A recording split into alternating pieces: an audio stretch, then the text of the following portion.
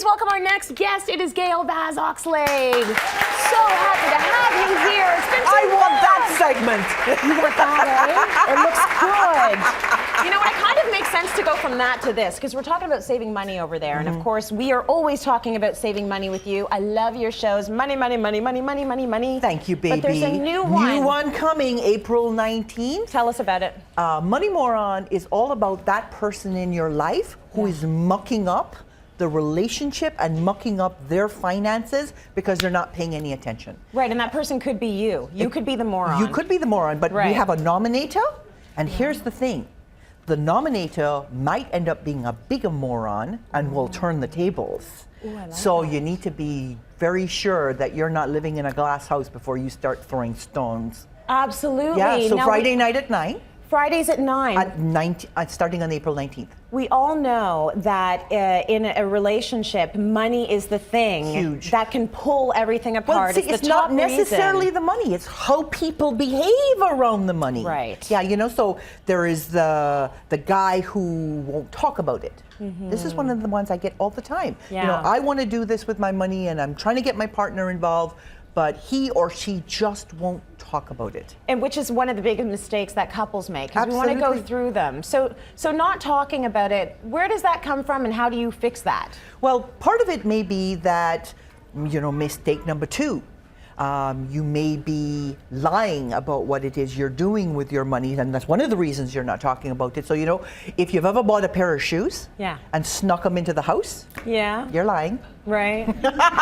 The question you mean like bringing those purchases home and taking the off audience the tags? immediately responded to that? Okay, that's the other one, taking tags off. You ever bought anything and then somebody asks you what you paid for it and you lie down. You say, you know, it was actually $237 each. Everybody, it was on sale. I got it for $125. Okay, but I'm going to play devil's advocate here because I certainly have never done that. What's the big deal? What's the big deal if you have to lie about it, you're doing something wrong. You shouldn't have to lie about it. If you are happy with the shoes that you bought, then you should be happy with the price that you paid. And it should be that you had the money to pay for it. those You didn't put it on shoes. credit, exactly. So it's not that big a deal. Absolutely. And you shouldn't have to lie about it. And then mistake number 3 is that couples play the blame game. Okay, so who are they blaming? Each other. Right. So, you know, well, he spends too much money on golf and beer. Right. So I go out and I spend money on the kids and, you know, eating pizza. Else. I'm always traveling around with the kids and we're always having to buy pizza on the road. None of you big Donairs, okay? But they play this blame game and they're always like one-upping the other person in terms of what they're doing with their money. How should you be dealing with your finances if you shouldn't be playing the one-up game? You both need to be on the same side, first of all, right? And there can't be blaming happening. So this is why we go back to the one, which is you have to talk about it. You have to sit down together and you have to figure out how it is you want to use your money. Okay. It's not enough to say we make enough money. You also have to make a plan for how you're going to use the money. You know, I get letters from people all the time that say to me, you know, my partner and I, we make lots of money, we can't figure out how to save a penny. In all likelihood, they're not tracking what they're spending. So the money disappears like this, gone. And then they want to know why it is they never seem to have any money. So what do you think is the hesitation there for people to actually track their money? I know what the hesitation is for me. No, they're lazy, Tracy. That is my hesitation, that I'm lazy. That's what it is, absolutely. Number 1, I'm lazy. Number 2, I feel like it's going to be so much work to sit there and save every receipt and, you know, for a pack of gum bite me, or Tracy. for gas. It's the truth. I'm being honest with you. I do it.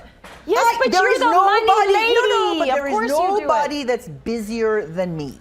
Right. Okay, I am busy, busy, busy. I write books, I do radio, I do television. I don't know I'm when you all over sleep. the place. Okay, I sleep too. Yeah, but 2 hours a night. It only takes 1 hour a month for me to manage my money. To track everything. To track it and then take it and post it into the spreadsheet budget. And this is one of the things that's different about Money Moron. You know, until debt do us part, we did the jars and cash. Yeah. I'm not doing that anymore. New show, new techniques. Something for everyone, okay? Yeah. So if you're committed to continuing using your debit card, if you like the idea of using your credit card, because you want to get the points, right? Yeah. Yeah.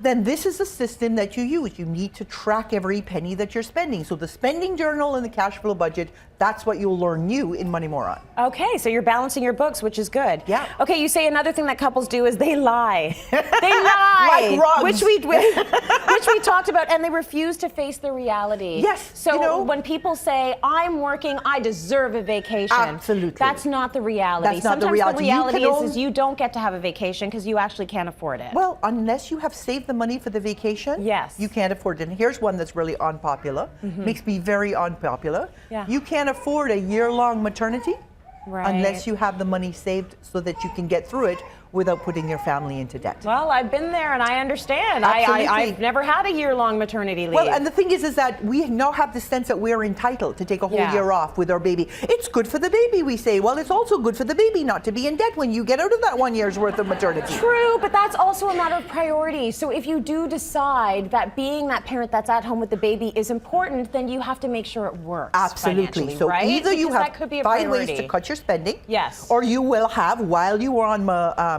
working up to having the baby, you will have saved the money you need to get you through that year. That's right. Absolutely. Okay, you told me to bite you, so give me your Go arm. ahead. Nice big one. Nice big one. Yeah. Let's go to break. Gail Vaz-Oxlade, everyone. More coming up on Family Way. Eat it, don't dare. Clearly you're hungry.